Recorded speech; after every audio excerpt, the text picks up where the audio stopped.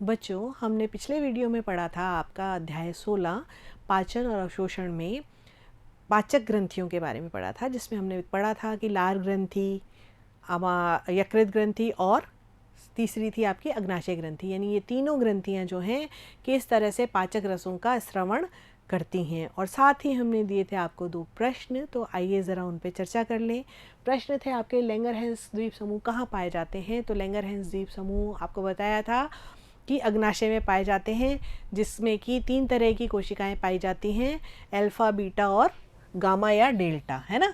Alpha, beta, gamma या delta जो है, इस तरह की कोशिकाएं जो हैं वो पाई जाती हैं। और दूसरा प्रश्न है, पित्त रस में कौन से विटामिन का अवशोषण करता है? जो पित्त रस होता है वो विटामिन डी, ई और के का अवशोषण करता है। और अब आज हम जो बात करेंगे, अब आज पाचन क्रिया शुरू हो जाएगी, है ना। उसके बारे में बात करेंगे कि पाचन क्रिया शुरू कैसे होती है, कौन कौन से एंजाइम्स जो हैं इसमें भाग लेते हैं।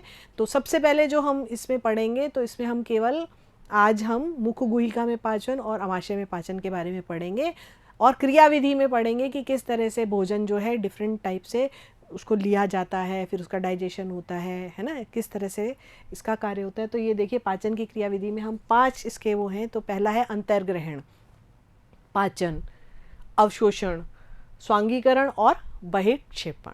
ये 5 क्रियाएं होती हैं पूरे पाचन तंत्र में, है ना। जब हम खाना खाते हैं तो उसके बाद इस तरह से क्रिया होती है। तो खाना खाना यानी अंतर्ग्रहण, यहाँ से हम बात शुरू करते हैं। अंतर्ग्रहण का मतलब ही यही होता है कि भोजन को अपने मुख के अंदर लेना। तो मानव या जो भी प्राणी जो है अपना भोजन जो है वो मुख द्वारा ग्रहण करता है, उसको अंतर्ग्रहण कहा जाता है। और मानव जो है, आपको मालूम है, सर्वाहारी यानी सब कुछ खाता है। वो अंतर्ग्रहण के 2 चरण होते हैं। आपको जब पहला वीडियो हमने देखा था तो उसमें हमने दांतों की बात की थी। तो उसमें बताया था कि जो आपके कृतक दंत होते हैं ना, वो क्या करते हैं, काटने का काम करते हैं, इंसीजर्स जिनको कहा जाता है ना। और जो आपके प्रीमोलर्स और मोलर्स हैं वो क्या करते हैं, आपके चबाने का काम, काटने और चबाने का काम। काटने का काम आपका कर लिया, इंसीजर्स ने किया, और प्रीमोलर और मोलर्स ने क्या किया, आपका तोड़ने, भोजन को तोड़ने का और चबाने का काम किया। ठीक है, यहाँ तक आपको बात आ गई समझ में। अब पाचन जो होता है ना, अंतर्ग्रहण के बाद क्या था, पाचन। पाचन जो है वो आपका मुख गुहिका में होता है, अमाशय में होता है, ग्रहणी में होता है, छोटी आंत में होता है और बड़ी आंत में होता है। तो एक एक करके हम इनके बारे में पढ़ेंगे, और आज के वीडियो में हम मुख गुहिका में पाचन और अमाशय में पाचन की बात करेंगे। तो सबसे पहले बात करते हैं हम मुख गुहिका में पाचन। तो जैसे ही पाचन, आपको मैंने बताया था पिछले वीडियो में कि हम जब कोई अच्छा सा खाना देखते हैं, जैसे ही हमने खाना खाया तो क्या होता है, लार जो है उसको, लार ग्रंथियां जो है लार स्रावित करने लग जाती हैं और उस भोजन को थोड़ा सा गीला कर देती हैं, है ना। और हमारे दांत उसको जब चबाते हैं तो यहाँ पर क्या होता है, टाइलिन नामक एंजाइम जो है वो कार्य करता है। वो क्या करता है, स्टार्च को जो है किसमें बदल देता है, डेक्स्ट्रीन और माल्टोज में बदल देता है। और यहाँ पर हल्का सा कैसा होता है, अम्लीय माध्यम, हल्का सा, है ना, 6.8 के करीब pH का हल्का सा अम्लीय माध्यम होता है। अब भोजन में उपस्थित अम्ल को उदासीन करने का कार्य क्या करते हैं, कौन करता है, लार में जो बाइकार्बोनेट आयन होते हैं वो इसको हल्का सा उदासीन करने का काम करते हैं। और आपको पता है कि मुंह में भोजन जो है बहुत कम समय तक रहता है, लेकिन भोजन को अच्छी तरह से चबाना चाहिए, है ना। ये आप जब भी खाते हैं खाना तो आपकी मम्मी वगैरह कहते हैं ना कि बेटा धीरे धीरे चबा चबा के खाना खाओ। तो भोजन को अच्छी तरह से चबा करके खाना चाहिए। तो यहाँ पर अब भोजन क्या करेगा, आपकी आगे बढ़ेगा, है ना, गले में, गले से जाता है ना आपका, है ना। तो ये क्या कहलाता है, बोलस कहलाता है, यानी निवाला जिसको हम बोलते हैं, है ना। तो यहाँ पर भोजन का क्या नाम हो जाता है, बोलस। ठीक है, क्या कहलाता है ये भोजन, बोलस के स्वरूप में होता है। और ग्रसनी से, हमारी ग्रसनी से होता हुआ ग्रसिका में होता है, और फिर ग्रसिका से कहाँ पहुँचता है, अमाशय में पहुँचता है। आपको बताया गया था जो हमारी जो ग्रसिका है वो 25 सेंटीमीटर लंबी होती है, जो कि जे आकार के अमाशय से जुड़ी हुई होती है ना। और उस अमाशय में जो है ये भोजन पहुंच जाता है। अब अमाशय में क्या होता है, तो अमाशय में क्रमागुंचन गति, क्रमागुंचन मतलब जो उसकी दीवारें हैं वो फैलती और सिकुड़ती रहती हैं, उसको क्रमागुंचन गति कहते हैं। उसके द्वारा मथा जाता है और इसके अंदर क्या हो जाता है, जठरीय रस मिलाया जाता है, जो कि अम्लीय प्रकृति का होता है ना।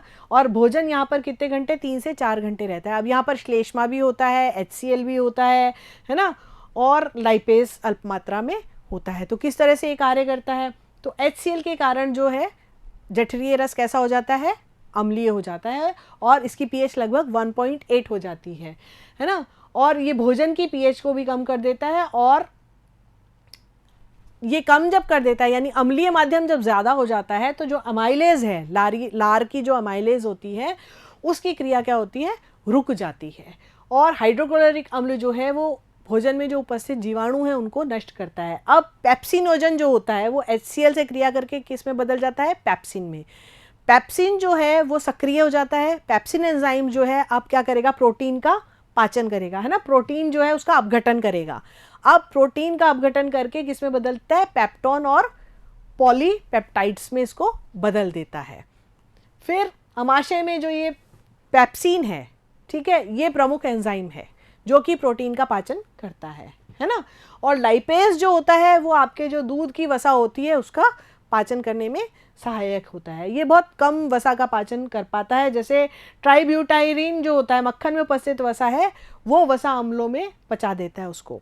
और अमाशय में पाचन के बाद भोजन कैसा बन जाता है, एकदम पतली लेई जैसा बन जाता है, जिसको क्या कहते हैं, काइम कहते हैं, है ना। ये किस में परिवर्तित हो जाता है, काइम में परिवर्तित हो जाता है। अब एक चीज़ आपने नोट की नहीं की, चलो मैं आपको बताती हूँ कि हमने अभी क्या बोला कि HCl होता है हमारे पेट के अंदर, है ना, हमारे जो अमाशय के अंदर क्या होता है, HCl होता है। तो HCl की तो pH 1.8 यानी बहुत ज़्यादा अम्लीय होता है वो, है ना। और आपने कभी लैब वगैरह में काम करते हुए देखा होगा कि जो HCl को अगर हम कहीं पर भी डालते हैं तो वो जगह जल जाती है ना, कपड़ों पर भी कई बार गलती से गिर जाता है तो वो जल जाता है। तो ये तो हम साथ में लेके चल रहे हैं, तो हमारा जो पेट है वो तो जल जाना चाहिए ना, लेकिन वो नहीं जलता। क्यों नहीं जलता, क्योंकि उसमें श्लेष्मा की परत होती है। इसकी जो दीवारें होती हैं उसमें क्या होती है, श्लेष्मा की परत होती है जो कि HCl को दीवार से दूर रखती है ना। इसलिए अम्लीय होते हुए भी क्या होती है, आंतरिक भित्ति पर श्लेष्मा का मोटा आवरण पाया जाता है जिसे भेद कर HCl की कोशिकाओं तक नहीं पहुंच सकते, इसीलिए हमारी भित्ति को कोई क्षति नहीं पहुंचती। ये प्रश्न पूछा जाता है ना, तो इसीलिए मैं आपको स्पेशल बता रही हूँ। तो आज के वीडियो में हमने पढ़ा कि किस तरह से मुख गुहिका में टाइलिन जो है वो पाचन करता है, और उसके बाद बोलस के रूप में भोजन जो है वो ग्रसनी और ग्रसिका से होता हुआ कहाँ पहुँचता है, अमाशय में पहुँचता है। और अमाशय में HCl होता है जो कि क्या करता है, पेप्सिन में बदल सक्रिय पेप्सिन बना देता है, और जो पेप्सिन होता है वो प्रोटीन का पाचन करके उसको आगे पेप्सिनोजन और पॉलीपेप्टाइड्स में उसको बदल देता है ना। और वसा जो है, लाइपेज जो होता है वो वसा का पाचन हल्का सा कर देता है। तो ये बात हमने आज के वीडियो में की, और 2 असाइनमेंट के प्रश्न इसी वीडियो में से आपको दे रहे हैं। देखिए, अंतर्ग्रहण किसे कहते हैं और जठर रस का माध्यम कौन सा होता है। आशा है आप इनके उत्तर ढूंढ करके लिख लेंगे, और अगले वीडियो में हम इनके बारे में बात करेंगे, है ना। तब तक के लिए नमस्कार, थैंक यू।